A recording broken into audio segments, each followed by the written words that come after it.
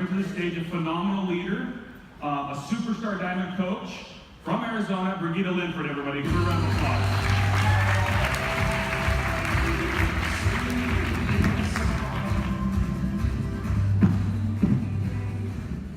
I'm excited to be here today, and corporate asked me to speak about developing loyal customers. I'm going to put it right here back and see if that helps. But developing loyal customers and productive coaches. Can you guys in the back hear me okay? Yes. Okay. Now, in this topic, when this was given to me, I had to ask myself some questions. What has helped me be more loyal and committed to being productive in my business? And what has helped my customers and my coaches be committed to being loyal to me and to Beachbody? And I reflected back on this experience that I had with Jeremy Redd. And back in 2014, I had set the goal to be an elite top 10 coach. And in my mind, it wasn't about the grand walk across stage at Summit, and it wasn't about the top 10 hit trip that was alluring to me. In my mind, it was about demanding myself to elevate my personal standards across the board in all areas of my life. I had put together this dream board, and on one end of it, it said, I wanted to work out and train like an elite top 10 coach. And I wanted to eat nutritious foods like an elite top 10 coach. And I wanted to be efficient and productive with my time like an elite top 10 coach. And I wanted to honor my priorities like an elite top 10 coach. Because in my mind, in pursuit of going towards the top 10, I would be somebody that I was proud to be. Unfortunately, that's not what happened. I'm ashamed to admit that for me, in the pursuit of top 10, I became somebody I wasn't proud to be. You see this girl up here? I had to be honest with myself and look myself in the mirror and have that gut check and admit to myself that I wasn't the wife I wanted to be. I wasn't the mother that I wanted to be. I wasn't even the coach that I wanted to be. Because I would have a coach who would sign up 2 challengers, and they would be so excited about those 2 people and changing their life and getting so happy about them. And instead of being happy with that coach, I was annoyed. And I was annoyed because they didn't get successful 5. They only got 4. And in that annoyance and in that frustration, I was ashamed. I couldn't believe that those were the emotions that I was having. And so that I knew it was time for me to set a different goal. Now, I will say in this that there's nothing wrong with that goal. I have full trust that the people who have set that goal and have pursued that and have hit top 10 are dang proud of who they have become in the pursuit of top 10. And I can say that with full sincerity because I've had people tell me that in the pursuit of 15 star, that they became someone they weren't proud to be. But I can say in the pursuit of 15 star that I was able to do so with integrity and I was able to build it in a way that I was proud of who I was becoming. But I just didn't know how to do that with top 10. So I had this conversation with Jeremy because I felt I deserved to tell him about my change of plans. And quite honestly, I was nervous. I thought he was going to be disappointed with me. But you know what he said without hesitation? He said, Brigitte, what is the mission statement of Beachbody? And I had to pause, and I'm thinking, just help people live healthier, fulfilling lives. And he's like, no, Brigitte, the mission statement of Beachbody is to help people achieve their goals and enjoy a healthy, fulfilling life. It's not about your sponsor's goals. It's not about what you think Beachbody corporate wants for you. This is about you and what you want out of Beachbody. And I'll tell you guys, in that interaction, I was cemented in my loyalty to Beachbody because I could see that this was an avenue I could use to reach the goals and things that are important to me. And I have full confidence that corporate is very cemented in the mission statement of this company. But I pose the question today, are we? Are we committed in our mission statement and what we stand for? So I'm going to give you guys 5 steps, 5 action steps that you can use. I'm really not quite sure what I'm doing wrong. but I'm going to give you 5 steps to develop loyal customers and productive coaches. So step number 1 is you're going to listen to their stories and ask questions. And I'm sure everyone's thinking, this is so profound, but hear me out. How many of you guys can think of somebody that you have had join your business, that you have poured your time and your love and your effort into them, only to see them completely give up and cancel? How many of you guys have had that experience this year? Please raise your hand. It probably really hurt you, huh? And it probably was really frustrating. Listen, I get it. I've had coaches hurt me too. I've been let down by my team. I've poured and invested in people, and only to see them give up on themselves, and it hurts.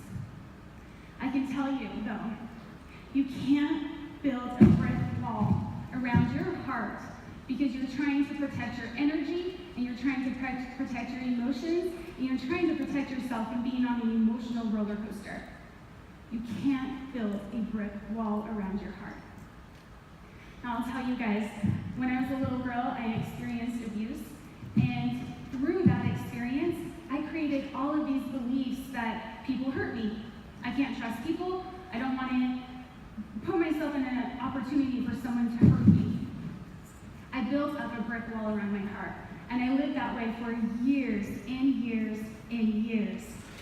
And I had to make a conscious decision to trust and to be open and to say, people are going to hurt me, and I'm still going to invest in them.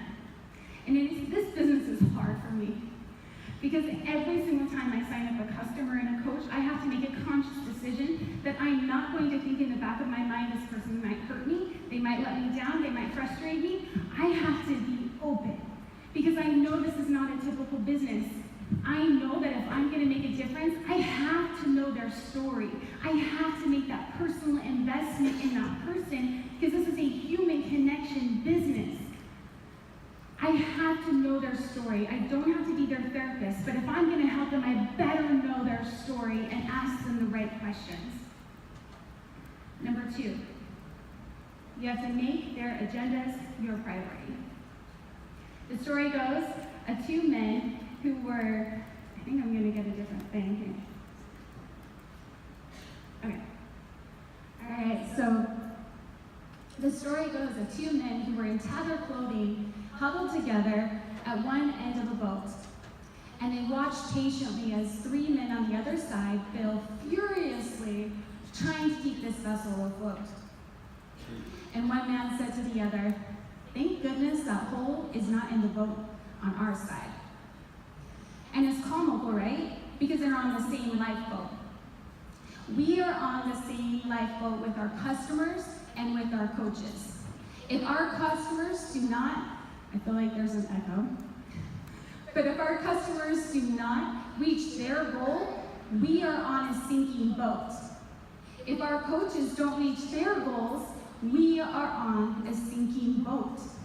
We cannot only pay attention to the side of the boat that contributes to elite points. It just doesn't work that way. We have to be more excited about people reaching their goals than we are about our own, and celebrate the things that are important to them. Now, when someone wants to be a customer, we allow them to be a customer. When someone makes the choice to be a coach, can I just please suggest that as a network, we get rid of the 3 labels that we present to them as their options? It's as if when someone signs up as a coach, we say, here are your 3 boxes. You can be a discount coach, a hobby coach, or a business building coach. These are your options. Which label do you want to slap on your forehead? I see so much danger in doing that. Because even if someone chooses the same box as you, it's going to mean something different. Because you're automatically going to think, okay, I'm a business builder, and this is what I did to build the business, and so this is what that person must do too. And we project the self-expectations that we have because we have the label. And I get it that our minds are hardwired to seek out shortcuts. But we have to fight that and resist it, and then know that the agendas are going to vary so greatly and not fit in one of 3 boxes? I mean, what if corporate did that to us? Because let's be honest, the activity that I take to be an elite coach is very different than the activity that someone else takes to be an elite top 10 coach. And what if corporate demanded the same of both of us? Because we're both business building elite coaches. It's not the same. We can't do that to our coaches either. Now, the 3rd action step I'm going to give you guys is to believe in them. Now, the story of a father and a son is what comes to mind when I think of this. This father came home from work, and it had been a long day, and he just wanted to relax and have a break. But his son comes to him and wants him to play ball. So this father comes up with an idea, and he gives him a puzzle, and he says, go put this together, because he thought in his mind it's going to take him a long time. It's a picture of a complicated photo of the world. But the son comes back to him a short time later, and says he's got it all put together. And when the father asks how, the son tells him, well, there was a picture of the world on one side, but when I flipped over the puzzle pieces, there was a very simple image of a person. When I focused on putting that person together, the world just made sense. Guys, the world is kind of complicated right now. I think sometimes this business can even feel complicated too. But I truly believe that when we focus on the individual, that's all just going to come together. It's all going to just make sense. But we can't speak death over our coaches and act like I'm the only one willing to work hard. We also can't have an attitude of guilty until proven innocent, as if you're guilty of wasting my time, you're guilty of being a slacker, unless you prove to me otherwise. I don't know if anyone else has kind of sensed that before. I think it's all, again, trying to protect our energy. But we have to be able to see the good in people and be the more sure person of their potential. So when someone comes to us with self-doubt and they're questioning what they could become, we have that image of that puzzle piece all put together, front and center, in our mind at all times, so we're not seeing them as the broken puzzle pieces that they have come to us as. We're always remembering what they can become. And as that more sure person, when they come to us, we're saying, yes, you can. I know that you can do this. I can see this all put together, and I refuse to let you give up on yourself. And you, as the more sure person, are going to win the debate of self-doubt. But you have to keep that image of their potential at all times. Now, a little thing I've learned in this, if you are questioning the belief in other people, can I kindly suggest that you avoid the news at all costs, and that you immerse in personal development? But the kind of personal development that reminds you of the people who have overcome their weaknesses and conquered themselves, so that you can restore your belief in the goodness of mankind and the potential of the human being. That's what it means to believe in people. Now, number 4, discussing ways to accomplish their vision and create plans that fit them. Now, right now, I have taken on the hobby of learning how to fly single-engine planes. And as a student pilot, I spend a lot of time putting together flight plans. And I call a weather briefer, and I identify potential obstacles and calculate how much gas I have, how much weight's on board, and nothing is left to chance. It's that kind of charting of the course that we can help our coaches with, and help them see this is what it's going to take, and this is the course for you to get to your goals. Now, just like when I'm flying, there have been times when I was scheduled to fly, but it was deemed unsafe as I was putting together that flight plan. So the flight was canceled. Sometimes when we're helping people chart the course, we're going to be able to identify it's not a good fit for them. And I think that's okay.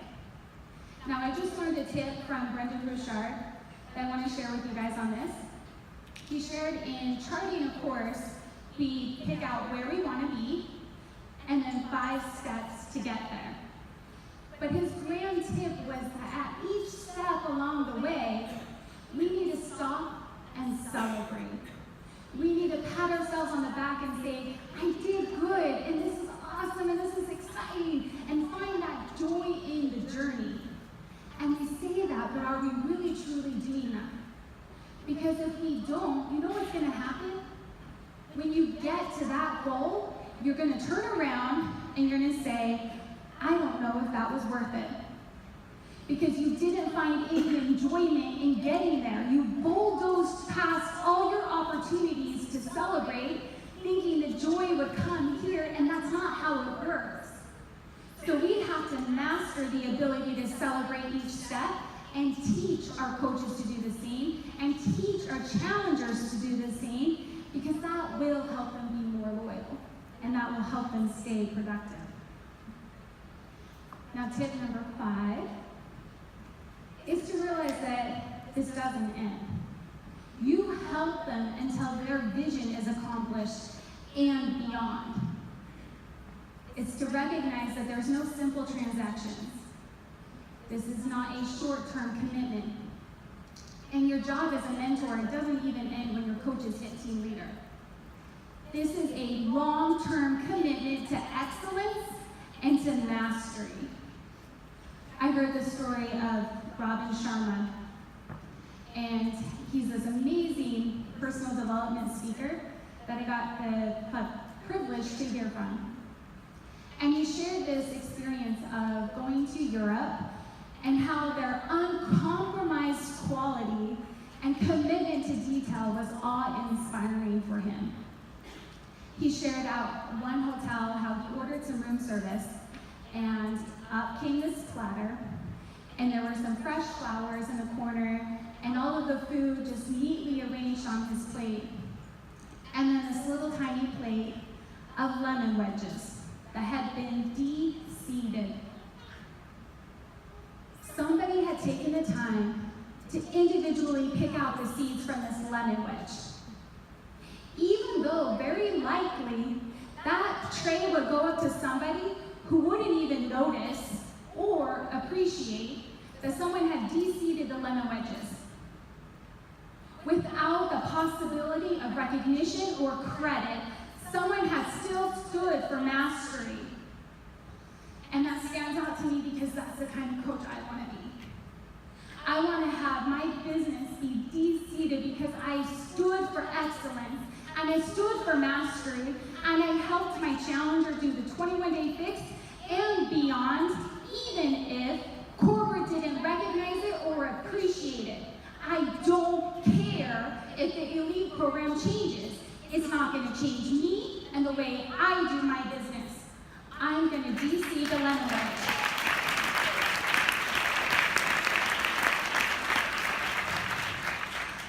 I've been inspired by Steve Jobs. I heard how when he put together that first Apple Mac computer, he took the time to sign and autograph the inside panel. And he did so because he had insisted through that whole process that the inside of that Apple computer looked just as beautiful as the outside. I want to be able to say one day that I can autograph my business because I'm proud of what it looks like on the inside. And I want to have that uncompromised commitment to quality. Now listen, guys, I'm not going to pretend I have all the answers, but I do know that there's no downside to helping people. I do know that there's no menial conversations. I think of the experience of how, when I learned how to drive, it was in Idaho, and there were treacherous roads. And there were many, many times when my hands were clenched at 10 and 2. Envision my hand is pulled away from my mouth. And my eyes were wide open, focused on that road. And I made it home. And there were other times I had been in accidents, and they were dumb accidents. Because I was careless. Because I thought, I got this, this isn't hard. I think this business becomes very familiar for us. And just like most accidents happen within a mile of our home, because it's familiar and we think, I don't have to keep my eyes on the road, we have to stay focused, 10 and 2, eyes focused on the road. When we would go on long trips, my dad would tell my mom, Marilyn, you be careful, you have precious cargo in your vehicle, referring to me and my brothers and sisters. Beachbody is our vehicle. We are in the driver's seat of this vehicle, and we all have precious cargo. This is my precious cargo. My kids. And they were the whole reason I was inspired to raise my personal standard for my life. And I know that they're counting on me to keep my hands clenched on that steering wheel, white knuckles, 10 and 2, eyes wide open, focused on the road. And you have precious cargo too. And they're counting on you to live with excellence. We can't lose focus of our mission to help people achieve their goals and enjoy a healthy, fulfilling life. I am confident that if we stay focused on this road and do those 5 things I shared with you, we're going to be just fine. And we will have loyal customers and productive coaches who feel just as assured as I did talking to Jeremy that they are aligned with the right vehicle for them to reach their goals. Thank you.